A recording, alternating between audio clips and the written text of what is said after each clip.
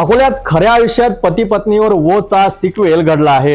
एका व्यक्तीने बायकोच्या अनुपस्थितीत तिच्याच मामे बहिणीसोबत लग्न केलं आणि बायकोला घरी येऊ नकोस असा आदेश दिला।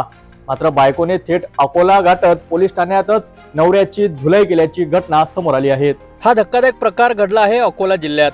अवघ्या 9 महिन्यापूर्वी प्रेमविवाह झालेल्या या जोडप्याने आयुष्यभर एकमेकांसोबत राहण्याच्या आणाभाक्या घेतल्या होत्या। मात्र एका परीक्षेसाठी पत्नी अमरावतीला गेली आणि इकडे तिच्या पतीने दुसऱ्या बायकोसोबतच संसार थाटला। एका विचित्र वळणावर ही कहाणी आली होती, जेव्हा तिच्या पतीने स्वतः पहिल्या पत्नीला व्हिडिओ कॉल केला आणि सांगितले, मी दुसरं लग्न केलंय, आता तू घरी येऊ नकोस। हा धक्का सहन न झाल्यामुळे संतापलेल्या पत्नीने थेट अकोला गाठलं। सिव्हिल लाईन पोलीस ठाण्यात पोहोचून तिने आपला राग पोलिसांसमोर व्यक्त केला।